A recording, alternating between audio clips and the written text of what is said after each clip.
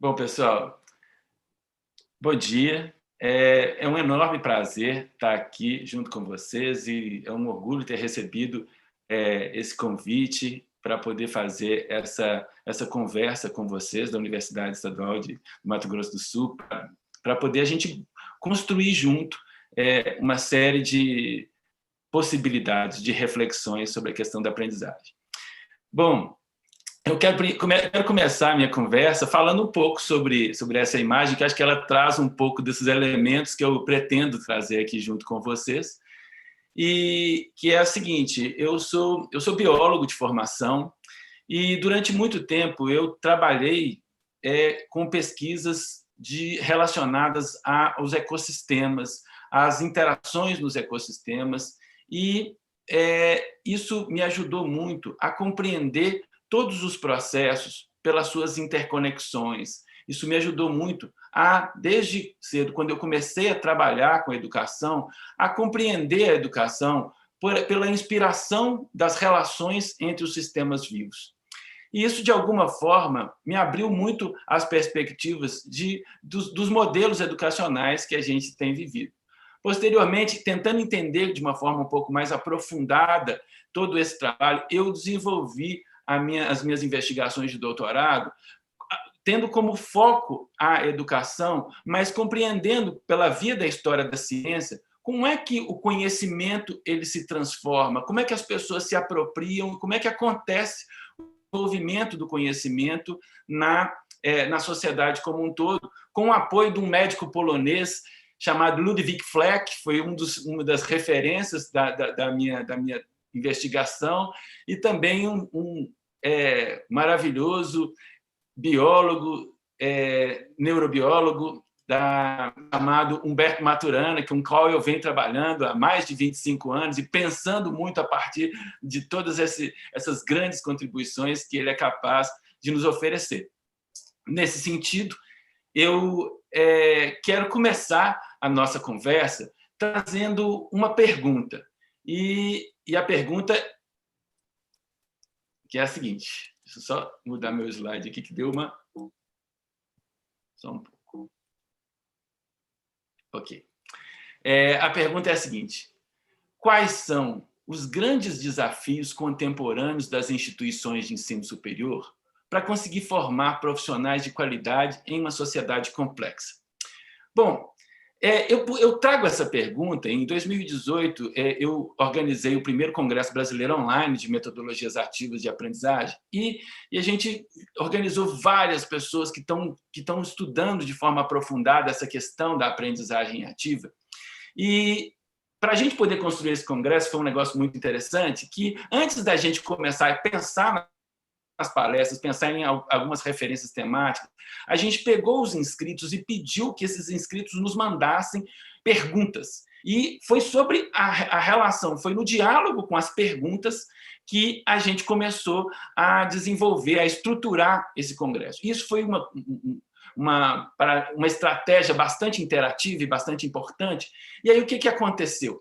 Mais legal do que isso é que isso, de alguma forma, me ajudou a compreender um pouco dos desafios que estão sendo vividos nas instituições de ensino, aliás, nas instituições em geral, que formam profissionais no Brasil para poder desenvolver essa questão, esse potencial para o trabalho. E aí, essa pergunta, eu começo a responder essa pergunta com algumas hipóteses que eu venho construindo. Bom, alguns desafios, dos principais desafios, é o desenvolvimento de uma expertise coletiva. A capacidade de construir, ou seja, como é que a gente desenvolve essa capacidade de construir visões compartilhadas, de integrar, de solucionar de forma colaborativa os problemas do cotidiano e construir uma aprendizagem de atuação em cenários complexos. Ou seja, como é que a gente desenvolve isso e amplia esse trabalho desenvolvendo soluções sistêmicas, ou seja, soluções não lineares. E aí, para esse processo, para que a gente possa vencer esses desafios, o que eu tenho percebido com muita clareza é que a gente precisa, de alguma forma, pensar e desenvolver posturas de aprendizagem. Acho que essa conversa que a gente vai ter não apenas para a gente poder formar profissionais para o mercado de trabalho, para que eles desenvolvam uma expertise coletiva, para que eles tenham essa expertise coletiva nas suas atividades, mas especialmente as pessoas que estão dentro das instituições formadoras. Como é que essas pessoas se desenvolvem e desenvolvem uma expertise coletiva para fazer parte da construção das soluções dos problemas internos e que não se dissociem, não se desconectem nas suas próprias atividades, nas suas próprias disciplinas. Então, esse, para mim, é um percurso. E, além disso, ou seja, como é que a gente constrói e desenvolve trabalhos com estudantes a partir dessa postura de aprendizagem, se nós, como docentes, não nos desenvolvemos profundamente com posturas de aprendizagem. Então, a partir dessa referência, eu quero começar a conversar com vocês a partir de um disparador de aprendizagem. E os disparadores de aprendizagem, eles têm se mostrado como uma ferramenta maravilhosa em todos os trabalhos que eu tenho desenvolvido, e porque eles são esses portadores, esses elementos complexos que a gente compartilha num determinado momento, que dialoga com o propósito da aprendizagem e que o tempo todo a gente pode recorrer a esse disparador de aprendizagem no percurso do propósito educacional que a gente quer construir, sempre tentando fazer isso de uma forma mais interativa possível. Então, essa ideia de começar com um disparador de aprendizagem, para mim, ela é muito frutífera e eu acredito que ela vale a pena ser desenvolvida. E eu começo com um disparador de aprendizagem falando de uma história, contando uma história para vocês da expansão do objeto, cuidado. Tradicionalmente, a gente tem relações de cuidado, que isso não é incomum a gente perceber, as relações de cuidado entre um usuário, entre uma pessoa e um paciente e um profissional de saúde, que muitas vezes ela se concentra muito numa relação individualizada, e muitas vezes tem que ser assim mesmo. Ou seja, e essa relação individualizada, ela tem uma característica, é tradicionalmente o jeito da gente ver.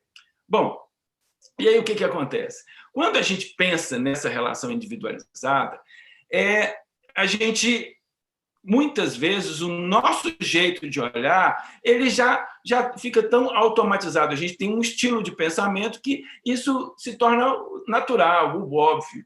E esse lugar da gente começar a pensar em como expandir o objeto a partir do cuidado, ele aconteceu em uma experiência que eu sou encantado com essa experiência, que aconteceu há mais de 20 anos atrás. E essa experiência, ela nos mostra um médico que estava trabalhando na região da Amazônia, e é nessa região da Amazônia, no Pará, no Rio Tapajós, na região de Santarém, esse médico, ele tinha, quando a gente pensar, ele tinha tradicionalmente um propósito de atender as pessoas. Com um número muito grande de atendimentos, o que a gente teria tradicionalmente o jeito de ver é um consultório com pessoas fazendo uma fila para poder se receberem seus atendimentos. Mas aí o que aconteceu é que aconteceu uma expansão. Ou seja, esse médico chamado Eugênio Scanavino Neto,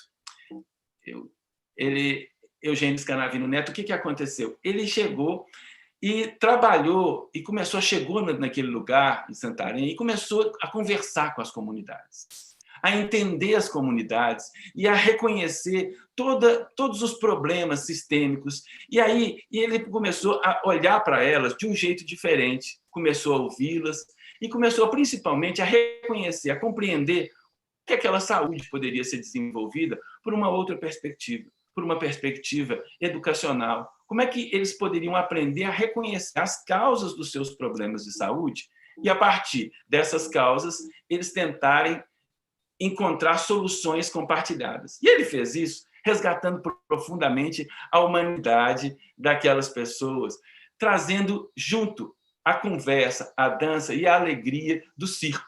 Ou seja, ele levava para lá, para os lugares, a partir de um barco itinerante, ele levava um circo para lá, e esse circo ele ficava desenvolvendo uma série de atividades, de brincadeiras, de lúdicas, em que as pessoas iam aprendendo a reconhecer todos os seus processos. E, além de aprender, elas começaram a reconhecer todas as possibilidades de entender os problemas que elas viviam, que eram sistêmicos, relacionados a uma série de, por exemplo, ao saneamento básico. Como é que elas poderiam resolver os problemas do saneamento básico? Ou seja, uma diarreia não era tratada numa dimensão individual apenas com uma medicação, mas era compreendido como é que isso poderia ser transformado na medida que, por exemplo,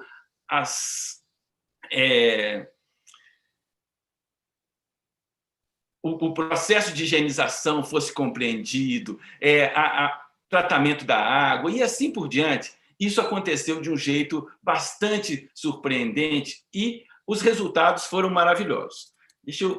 Vocês me esperam um pouquinho que eu estou aqui agora, como se minha tela tinha travado.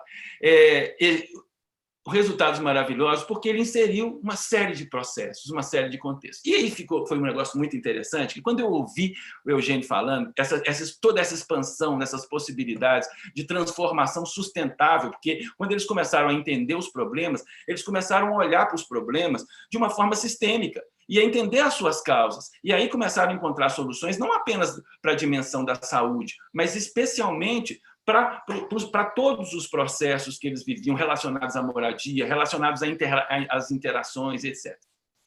E o Eugênio, quando eu o ouvi, ele fez uma explicação muito legal, que ele trouxe uma fala de um índio que o ajudou muito a pensar nesse processo, e que ele conta que o índio falou para ele que a diferença entre o homem branco e o índio é o seguinte, que quando o homem branco quer chegar num lugar, ele marca um ponto, faz uma linha reta e faz o caminho mais curto, mais rápido. Pois é. Só que a diferença dele para o índio é que quando o índio ele vai e faz um percurso em que ele interage, se envolve, reconhece, demora, conversa, mas quando ele chega num lugar, ele sabe muito bem onde ele está. Isso ficou muito emblemático para mim, porque isso dialogava muito com as coisas que eu vinha pensando desde então. E aí, e mais interessante é que eu venho fazendo esse trabalho com alguns profissionais, com alguns professores, e aí um dia um professor viu esse trabalho que eu estava fazendo e falou assim, não, Carlos, eu vou fazer esse trabalho também. E aí ele fez e foi me contar como é que ele tinha feito. E aí foi muito interessante, que ele falou, olha, eu falei lá que o índio ele marca um ponto, dá voltas, e aí quando ele chega naquele lugar, ele sabe muito bem onde ele está. E aí eu fiquei refletindo sobre isso com ele. É claro que a ideia de dar voltas, de interagir, de reconhecer, ela é fundamental. Mas a ideia de ter um ponto previamente definido no processo de chegada me parece uma outra dimensão que a gente precisa de visitar.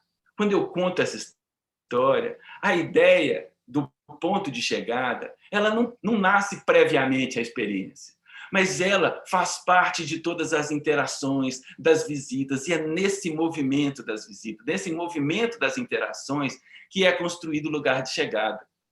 E isso, de alguma forma, é o convite que eu faço para vocês hoje, para a gente poder seguir o fluxo dessa atividade que nós estamos construindo aqui, dessa palestra, que é que vocês aceitem o meu convite da gente fazer uma série de percursos para a gente poder entender um pouco mais o processo que a gente vai viver. Trazendo isso para a gente ter uma forma um pouco mais tangível, olha o que o Eugênio fez. Ele tinha um objeto tradicional, que era uma relação de cuidado individualizada, como história, né? Ou seja, a gente tem essa história. Mas olha como é que ele construiu essa expansão desse objeto. Ele tornou esse objeto de uma forma coletiva, construiu diálogos, pensou na aprendizagem mútua, não apenas o que ele ia ensinar, mas como é que ele ia aprender sobre o jeito de olhar e o jeito de construir de uma comunidade.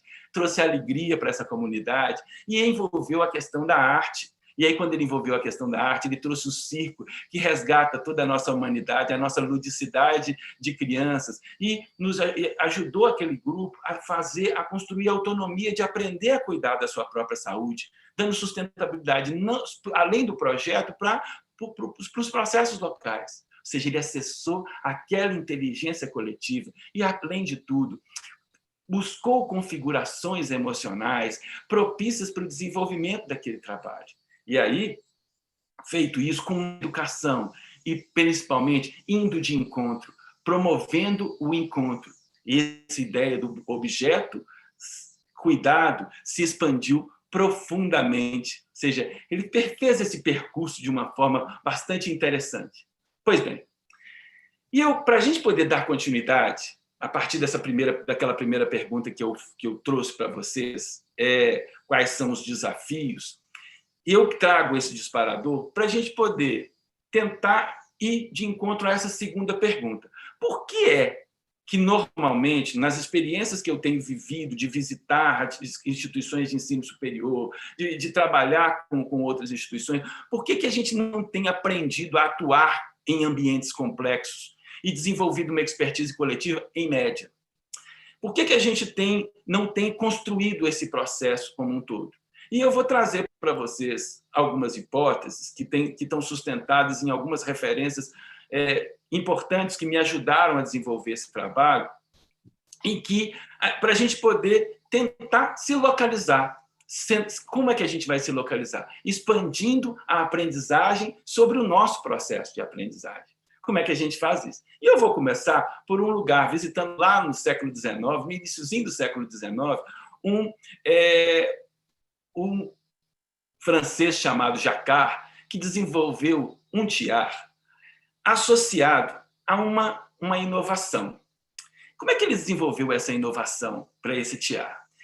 Ele percebia que as pessoas produziam seus tecidos com os tiares e, normalmente, os produtores eles tinham que distribuir esse material, vender, se deslocar. E aí, o que acontecia? Esses tecidos eles eram comercializados em longas distâncias, tinham que ser exportados, etc. etc.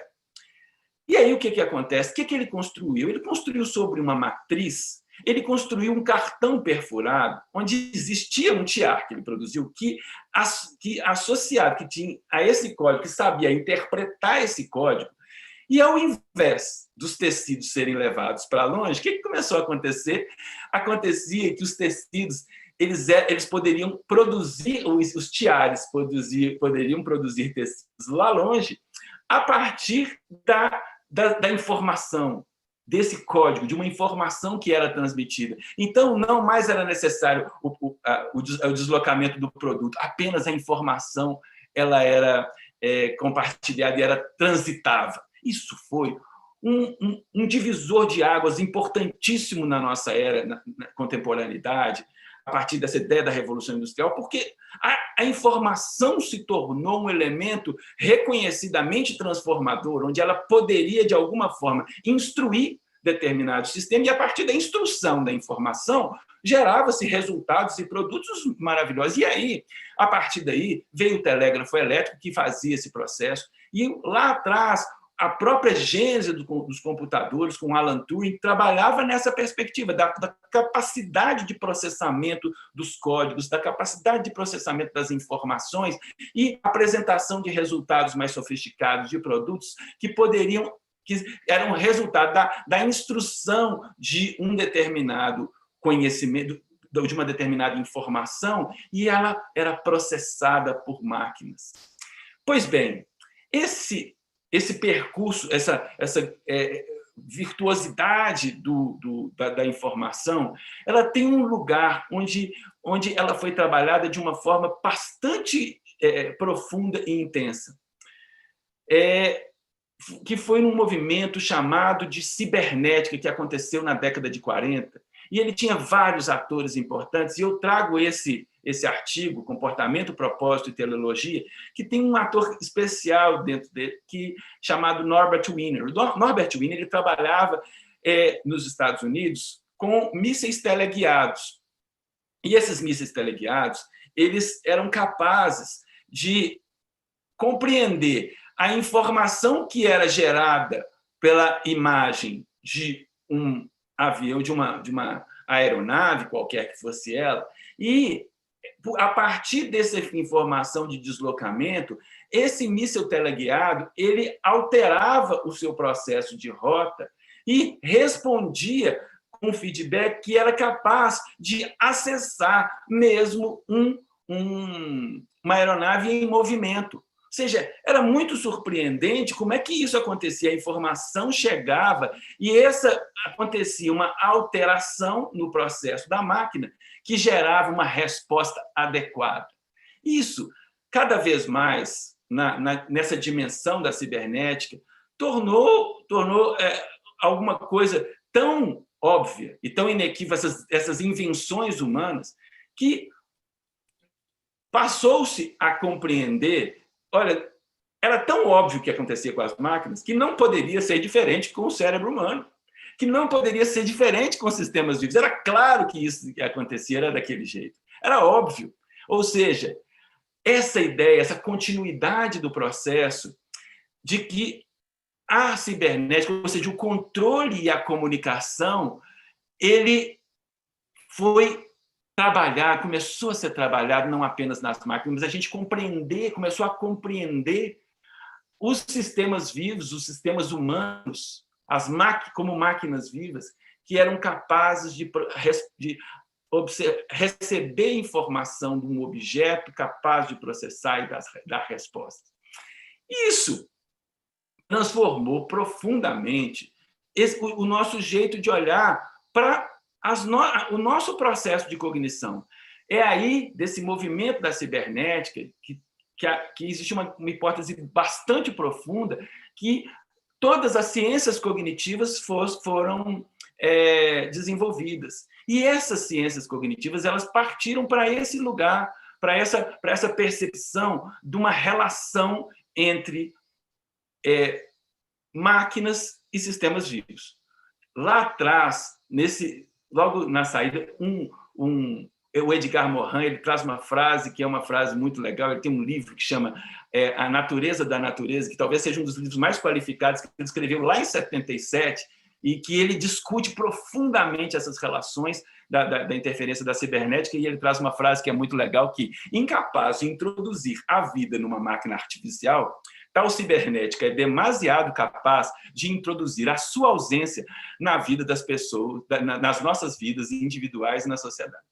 Nós começamos, de alguma forma, a nos reconhecer como processadores de determinadas informações instrutivas que chegavam a partir do objeto. Tem um livro muito legal do Maturana e Varela, chamado Árvore do Conhecimento, que nos ajuda muito a pensar nesse modelo, nesse estilo de pensamento que nós temos construído, em que ele mostra de uma forma bastante evidente esse modelo que a gente chama de um modelo representacionista. Ou seja, um objeto que está do lado de fora, nesse caso aí uma águia, ele sendo projetado no nosso neocórtex de uma forma completamente fidedigna. Ou seja, a ideia de uma imagem, de um objeto que está lá fora, que, assim como uma tela de um computador, ele expressa todas as suas características, precisamente as suas características, no nosso neocórtex, como se existisse uma transmissão, um fio que levasse a imagem prontinha para dentro do nosso neocórtex.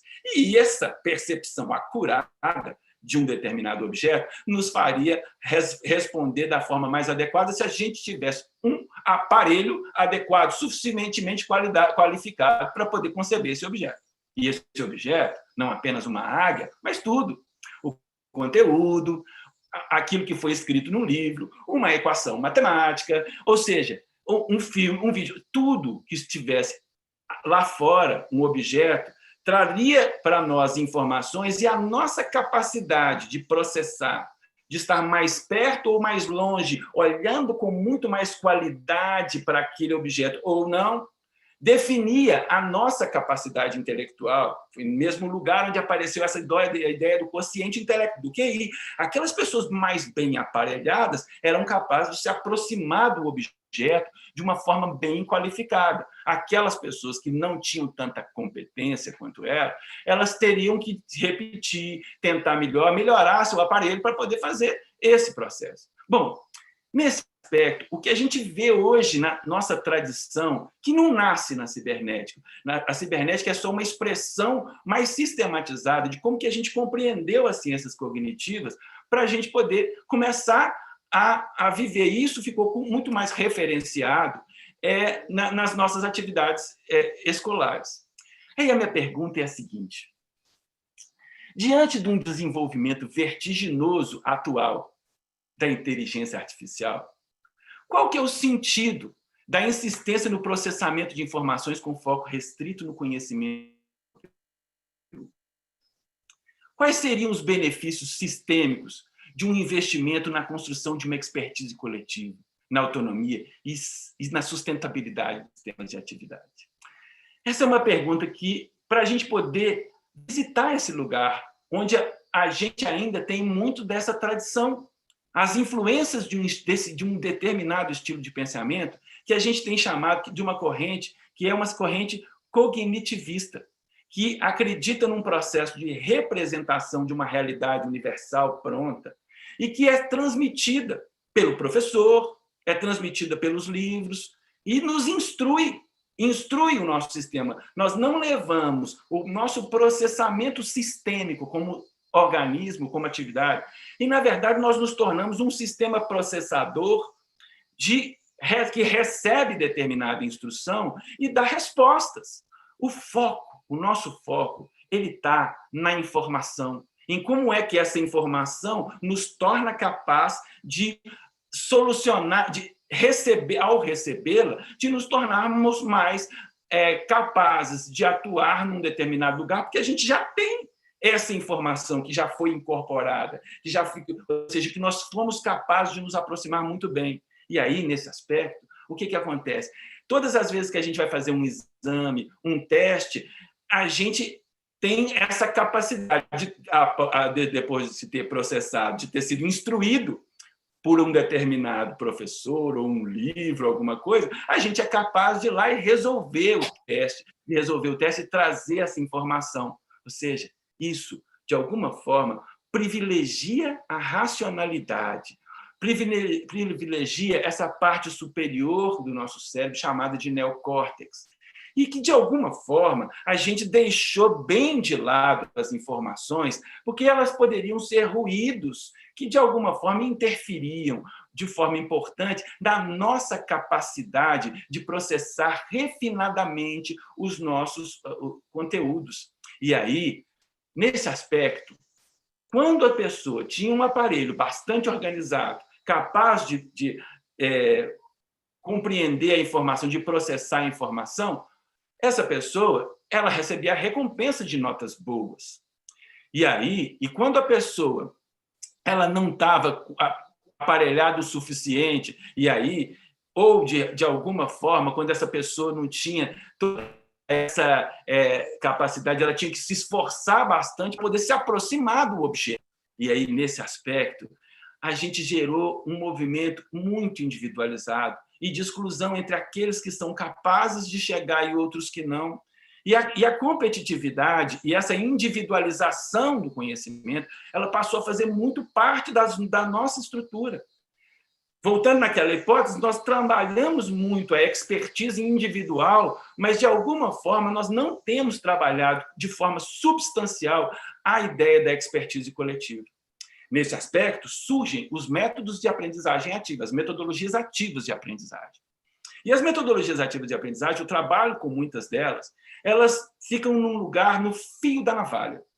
No fio da navalha entre todas as potencialidades que muitas delas podem nos oferecer, e um outro lugar que elas podem nos trazer armadilhas perigosas.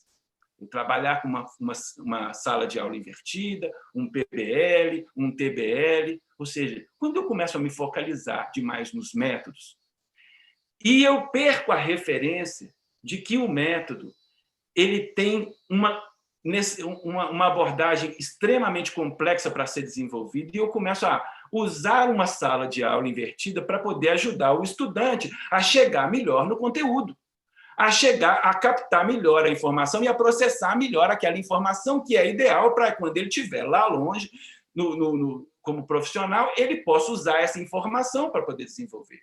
O TBL, muitas vezes, ele trabalha, eu tenho uma situação, problema complexa, e aí as pessoas têm que começar a analisar aquela situação, problema complexa. De repente, o professor que está lá fala assim, vocês ainda não chegaram no lugar, mas vocês estão quase lá.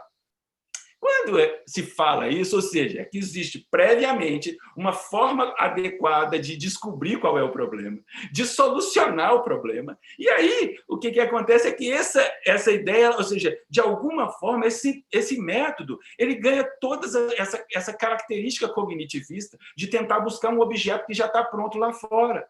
Isso não quer dizer que o problema que o professor identificou não é certo, não é ideal. Agora, o processo de construção de forma colaborativa, inovadora e integradora das diferentes visões, ele não está fazendo parte desse processo. Muitas vezes a gente vê TBL sendo feito em lugares que TBLs muito qualificados. Na hora que a gente vai olhar, e eu tenho participado de um grupo que está fazendo hoje a avaliação da qualidade dos TBLs, o que eu tenho percebido com muita frequência é que o TBL está focalizado nessa ideia do conteúdo mais adequado e, de alguma forma, ele refuta as possibilidades e fala assim, olha, nessas 4 alternativas, o lugar certo é esse.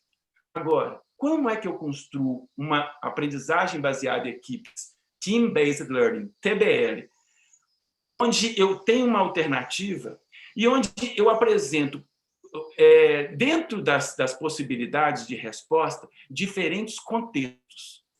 E esses diferentes contextos, ou seja, possibilidades de atuação em contextos diversos. Então, cada uma das respostas, naturalmente, ela poderia ser qualificada se a pessoa reconhecer em qual contexto que ela está trabalhando. Então, a discussão ela sai do conteúdo certo e ideal e começa a acontecer qual é a resposta que melhor nos adequa a esse contexto que nós estamos vivendo.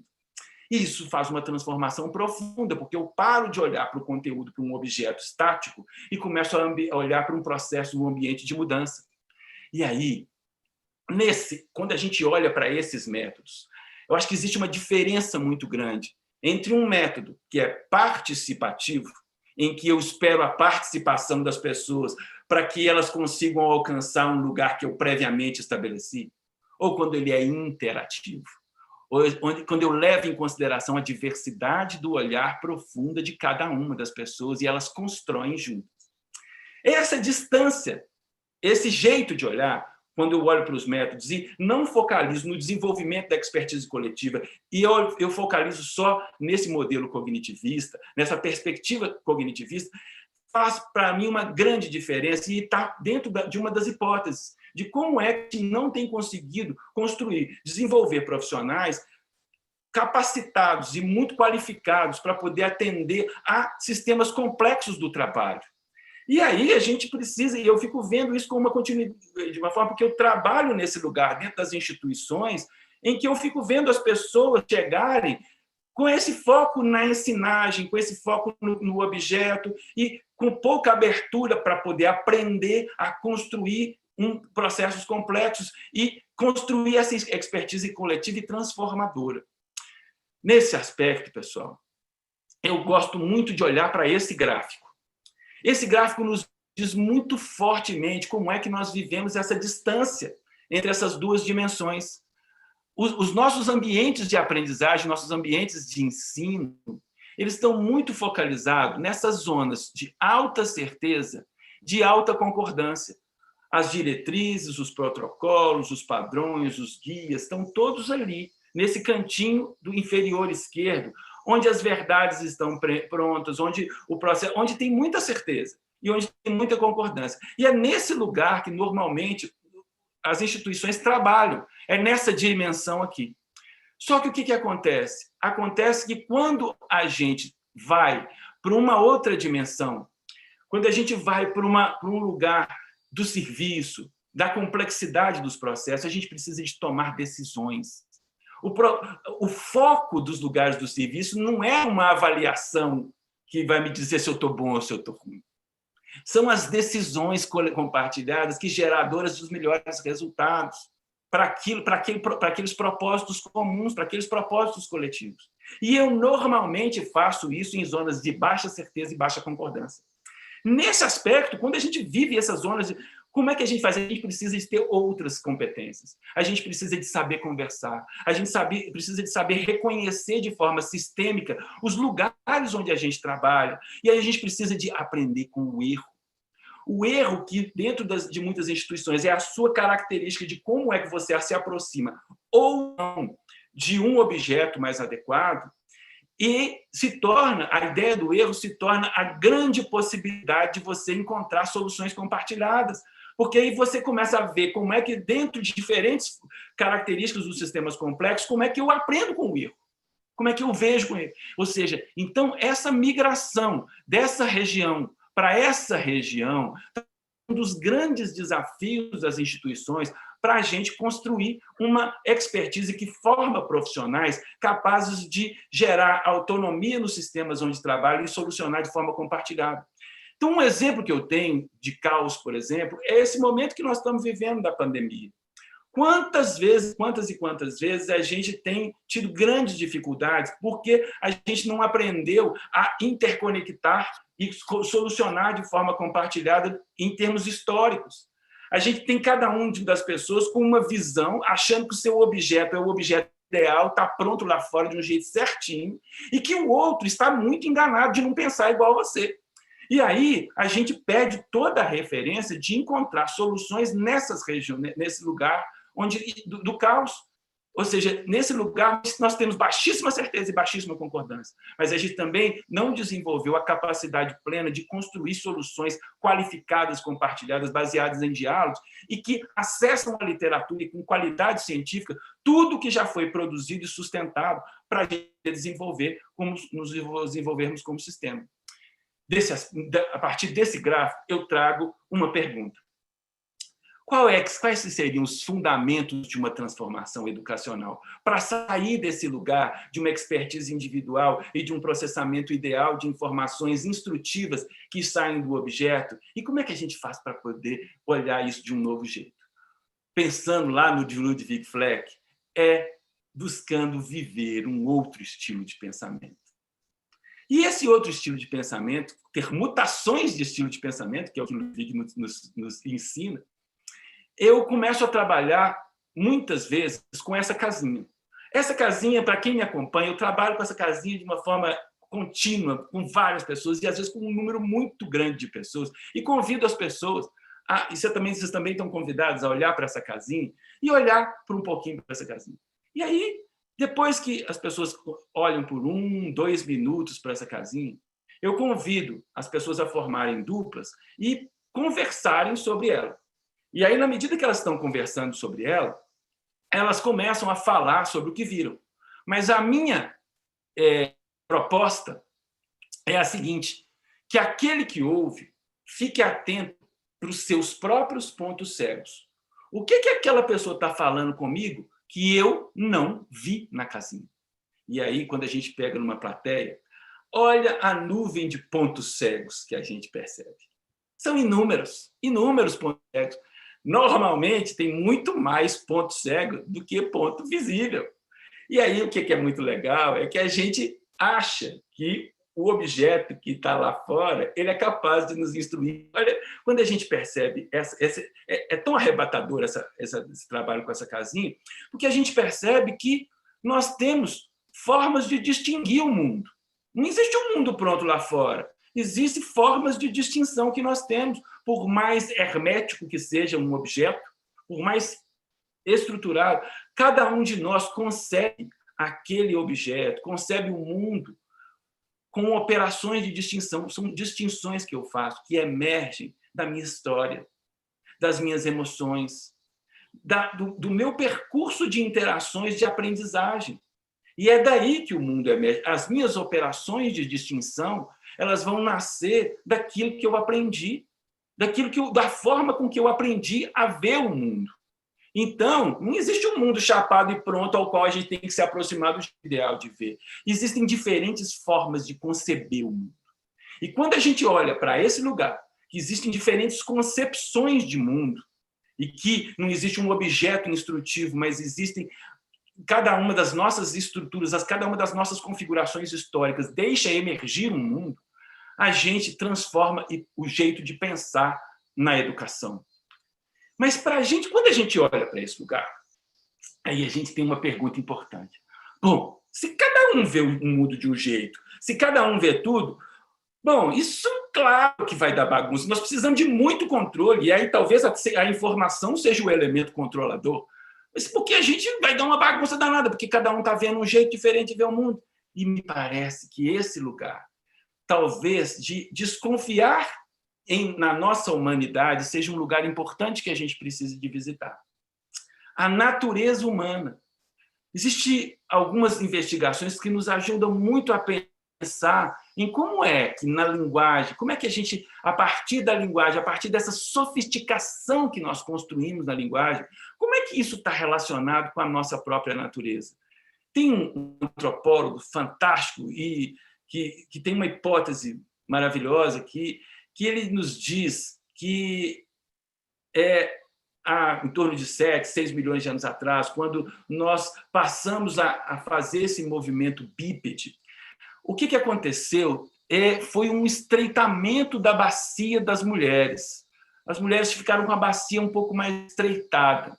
E, nessa medida, o que acontecia? As gestações, que eram gestações muito longas, elas começaram os bebês começaram a não conseguir nascer. Então, uma série de problemas do parto, onde iam a óbito tanto a mulher quanto o bebê, por causa dessa diferença. E aí, quem que começou a sobreviver? Quem começou a sobreviver foram os prematuros. Ou seja, aqueles bebês que não tinham se desenvolvido plenamente ainda. Mas, para que eles pudessem sobreviver, eles precisavam de muito cuidado. E aí, nessa perspectiva de aprendizagem que eu estou dizendo, não é uma aprendizagem instrutiva, como é que a configuração dessa criança foi sendo constituída, se não aprendendo a ser cuidada e a amar, e a ser amada. E foi o que ela aprendeu, porque era a única possibilidade de sobrevivência. Família inteira, um fenômeno que tem sido chamado de grandmothering, que é a família, inclusive as avós, contribuindo no desenvolvimento dessa estrutura cooperativa. E aí tem uma outra vertente que tem sido muito hoje investigada e consolidada, é que nós, como seres humanos, nós somos seres neotênicos, que nós conservamos as nossas características infantis na idade adulta. E são várias as evidências. O rosto achatado, diferente dos outros mamíferos adultos que têm o focinho prolongado, a falta de pelos, o queixo, dentição pequena, a textura da pele, várias dessas características nos mostram que nós hoje nós somos crianças que mantiveram adultas. E isso nos trouxe, além dessa característica físicas, essa coisa do se encantar com o mundo, essa coisa da ludicidade, essa coisa da brincadeira, esse jeito da alegria, que resgata profundamente a nossa humanidade, esse jeito de integrar com o mundo, como crianças que querem brincar e se encontram de um jeito diferente. Então, na verdade, nós temos esse processo muito forte na nossa filogenia, de encontrar esse encontro pelo cuidado. E isso, de alguma forma, nos ajudou, em pequenos grupos, a construir interações extremamente colaborativas. E aí, outra evidência extremamente importante é a ideia da linguagem. Ou seja, a linguagem, segundo Maturana, são coordenações consensuais de conduta. Nós coordenamos consensualmente aquilo que a gente vai fazer para a gente poder solucionar de forma compartilhada os problemas do cotidiano, para poder construir coisas juntas. E, nesse aspecto, essa pegada de coordenar consensualmente, ela é muito transformadora, porque não diz respeito à instrução de algo que está lá fora, mas ela diz respeito a achar essas possibilidades de nos integrarmos, de nos coordenarmos de forma compartilhada. E aí, foi nesse aspecto, estando juntinhos e estando coletando alguns materiais, estando brincando, estando fazendo atividades juntos, que surgiu a necessidade da sofisticação, nós inventamos a linguagem, essa sofisticação, que é essa capacidade de nos integrarmos. Ou seja, se a gente tivesse... A linguagem é uma evidência que a gente só coordenou consensualmente porque a gente estava junto. Ou seja, e não por essa ideia do egoísmo, da separação, da cisão e da guerra. Bom, aí o que acontece? Aí vem uma pergunta. Bom, mas que emoções que são essas que você está falando, Carlos, se a gente vive num ambiente onde tem guerra, onde as pessoas estão se matando, onde a gente está vendo diferentes atrocidades, etc, etc. Bom, claro que me parece que nesse percurso, a gente, primeiro, é que nós agimos de acordo com as nossas emoções. São as nossas emoções que fundamentam os nossos domínios de ação. E aí, alterando-se as emoções, alteram-se as nossas formas de agir.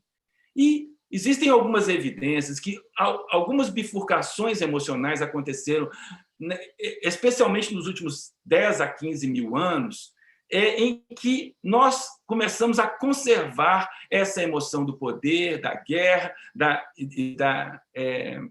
competição, como elemento importante na sociedade. Mas, mesmo assim, o que acontece é que, apesar de todas essas guerras, apesar de todos esses problemas, nós temos muito fortemente dentro de nós esse percurso evolucionário da nossa linhagem de milhões de anos que nós carregamos conosco.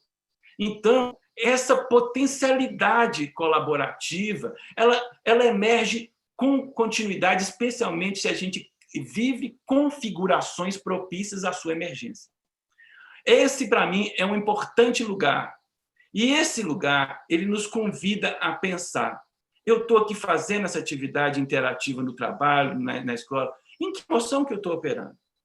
Eu estou operando numa emoção colaborativa e construtiva? Eu estou irritado, estou com inveja. Ou seja, como é que a gente começa a olhar para a configuração que a gente está construindo, como docente, por exemplo, ou como estudante, para poder a gente construir um ambiente, disseminar para que as pessoas aprendam umas com as outras a como operar em emoções construtivas.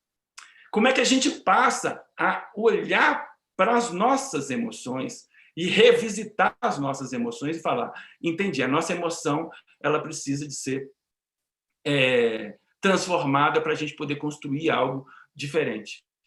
Bom, nesse aspecto, eu tenho feito inúmeras conexões dessas configurações emocionais com a emergente ciência das redes, que podem nos ajudar muito a reconhecer novos padrões de relação.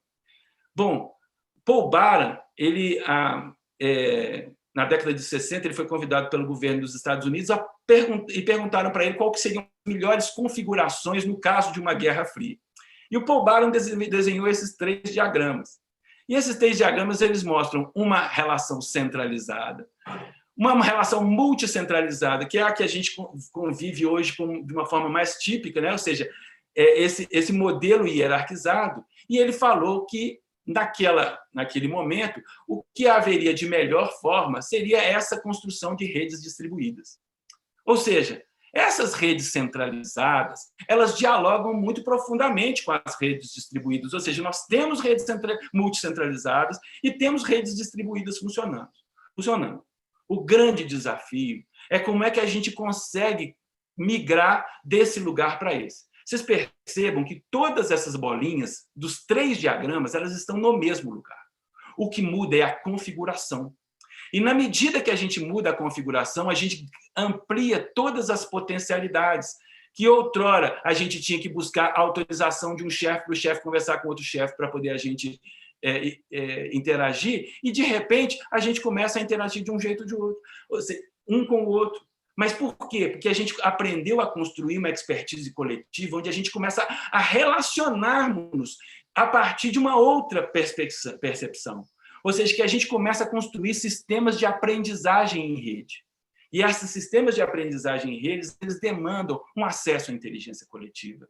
Essa ideia de não ter uma verdade pronta e absoluta, e a gente construir visões compartilhadas que visitam as experiências das pessoas, as experiências dos autores que construíram os artigos científicos, para partir para a gente formar uma rede colaborativa que vai nos tornar possível de desenvolver a nossa autonomia. Isso tudo é possível quando a gente constrói configurações emocionais propícias e não configurações àquele modelo individualizante e competitivo que a gente vem construindo como um todo.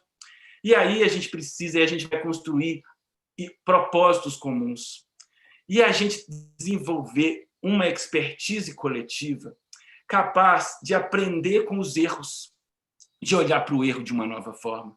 E aí a gente sai daquele lugar do foco na informação e no conhecimento instrutivo e pensa na competência. E o conhecimento, ele é mais um elemento da gente mobilizar as nossas competências para que a gente possa interagir e construir soluções compartilhadas e compartilhar intencionalidades de uma forma efetiva, como nos diz um pesquisador do Instituto Max Planck, que vem sustentando todo esse percurso que eu acabo de fazer, chamado Michael Tomasello, ou seja, como é que a gente pode se aproveitar profundamente das potencialidades humanas que nós temos para a gente poder transformar os nossos processos. E aí a gente vai começar a fazer um processo que a gente precisa de fazer. Antes da gente construir expertise coletiva com os nossos estudantes, é muito importante que os gestores das instituições, que os próprios docentes, consigam se integrar de uma forma qualificada. Construir redes de aprendizagem. Construir redes onde nós passemos a conversar nos cursos e entre os cursos e entender que propósito nós queremos constituir profissionais em termos de desenvolvimento qualificado e sustentável daquela profissão. E, infelizmente, a gente ainda tem pensado muito em métodos e na perspectiva individualizada, e a gente não pensa nos cursos e nas interações entre os cursos a partir de propósitos comuns. E essa ideia de construir propósitos comuns ela é fundamental, porque a gente aprende a interagir. A rede de profissionais que está trabalhando com a questão da aprendizagem, para, a partir daí, as pessoas aprenderem não com o nosso ensino, mas com as nossas experiências e aprenderem com aquilo que a gente tem vivido. Ou seja, tecer redes de aprendizagem de forma compartilhada. E, ao tecer rede de aprendizagem, a gente vai aprender a conversar com o outro e olhar o olhar do outro. E olhar o olhar do outro vai nos ensinar a olhar o olhar do usuário, de um paciente, da pessoa que está sendo cuidada. E ela vai fazer parte dessa rede interprofissional que vai construir de forma compartilhada o seu processo. Bom, pessoal, nesse aspecto, eu trago aqui um gráfico que foi desenvolvido por um finlandês chamado Egil Engström. Ele, na verdade, ele tem um trabalho que vem sendo desenvolvido durante 30 anos. E ele vai para dentro das instituições e começa a olhar, investigar e ajudar essas instituições a se transformarem. Ele fez uma palestra agora em 2019 na Associação Médica de Educação Médica Europeia. Foi uma das palestras mais importantes, porque ele tem trabalhado muito com a saúde. E esse gráfico ele é muito elucidativo para a gente poder olhar para esse percurso que eu acabei de convidar vocês a participar. Ou seja, a gente vive uma expertise individual muito intensa. E essa expertise individualizada, que acontece nos nossos processos de formações, ela acontece por uma aprendizagem na estabilidade. Ou seja, todos os nossos materiais didáticos, a maioria deles, a maior parte deles, eles trazem propostas estáticas, técnicas estáticas, que olha, se eu tiver que trabalhar desse jeito, eu tenho que ter esse conhecimento para poder entender aquele processo. Ou seja, a gente trabalha a partir do que já foi vivido, sistematiza, organiza técnicas e formas de aprender e, numa expertise muitas vezes individual, embora não seja regra, mas muitas vezes individual. E aí as pessoas que são formadas, as pessoas que estão trabalhando, elas constituem uma expertise artesanal. Elas têm essa expertise artesanal de resolver esses problemas nessas duas dimensões. Quando a gente muda para um ambiente coletivo, para um lugar onde tem várias equipes, onde existem vários trabalhos, o que acontece? Acontece que as pessoas precisam de se organizar. E qual é a forma que a gente encontrou de se organizar? De construir normas burocráticas, de construir regras estruturadas, de construir, a partir da hierarquia, aquelas referências. Então, eu volto aqui no nosso gráfico, ou seja, esse modelo do meio, que é o modelo do Bara multicentralizado, ele é um modelo responsável para construir as instruções pela informação. Voltando lá no nosso trabalho, lá atrás, como é que a gente instrui pela informação? E aí, a gente tem um monte de regra e tal. E essa expertise coletiva, ela se faz pela capacidade das pessoas em cumprir essas normas e cumprir essas regras. E aquelas pessoas que se desviam dessas regras, elas normalmente são mal avaliadas. Aí o que acontece? Acontece que é a forma com que a gente tem de controlar, o controle pela informação. É a forma com que existe de controlar. Isso quer dizer que o Carlos está dizendo agora, que fala assim, não, gente, nós não temos que mais olhar para a regra, para a burocracia. Não. O que a gente precisa é de olhar para a nossa expertise coletiva, como é que ela está sendo desenvolvida e qual é o nível de dependência que ela está das regras. E mais importante, muitas vezes essas regras elas não conversam com o propósito coletivo. Ou seja, nós não discutimos os nossos propósitos comuns, não compreendemos qual é o objeto da nossa ação coletiva e passamos a ser cumpridores de regras. E aí a gente muitas vezes está fazendo com que os nossos estudantes sejam cumpridores de regras, porque eles estão na expertise individualizada. E aí a gente perde toda essa dimensão de interconectar as regras da burocracia com os propósitos coletivos e, inclusive, de transformá-las, fazendo um movimento evolucionário e não revolucionário, como nos diz o Ludwig Fleck. Mas, no caso, e nós estamos falando, por enquanto, da aprendizagem para a estabilidade. Mas o que acontece é que a gente vive num processo de aprendizagem para a mudança. Vocês imaginam no serviço que uma pessoa chega com problemas na família, com problema financeiro, não consegue pagar, tem problemas de hierarquia, um problema de relação com o seu colega, o chefe que mandou fazer alguma coisa, ou seja, tem um monte de coisa, um monte de problema. E quando a gente vive ambientes de tal mudança que a gente não consegue resolver com a expertise burocrática, a gente lança mão dessa expertise individual. E a expertise individual, ela tem sido direcionada muitas vezes pela lógica do mercado. E aí, se a gente pegar essa ideia, por exemplo, do parto, a gente vai poder entender isso de alguma forma melhor. Quais são as decisões que eu tomo? Não, a decisão vai ser de colocar ocitocinas, ou seja, para que a pessoa tenha as contrações mais rapidamente, porque a gente precisa de lidar com o tempo. Essa questão do tempo é muito importante. Olha, vamos pensar que nós não podemos ficar à disposição das gestantes, com essa instabilidade, com esse modelo de mudança, onde essa mulher vem chegar para ter parto de madrugada. Então, vamos começar a fazer partos cesáreos muito frequentes. Quando a gente pensa nesse lugar, qual que é a lógica do mercado? É a lógica do tempo, a lógica do medicamento, a lógica, olha, eu não vou pensar em todos os problemas sistêmicos que estão sendo desenvolvidos, não. Eu vou pensar em dar um medicamento mais adequado que resolve aquele problema naquela hora. Ali está tudo muito bom. E assim, os protocolos, todo o processo começa a dialogar nesse lugar. Começa a dialogar, ou seja, o mercado sendo esse caminho instrutivo dessa expertise individual. Hoje, o nosso grande desafio é integrar essa ideia dessa expertise coletiva para uma aprendizagem para a mudança. Ou seja, como é que a gente faz para criar configurações em rede, como essa dimensão de redes distribuídas que o Paul Bara nos mostra. E o Engstrom, ele nos fala de uma organização em networking. Qual que é a ideia do networking? É a integração por nós da rede.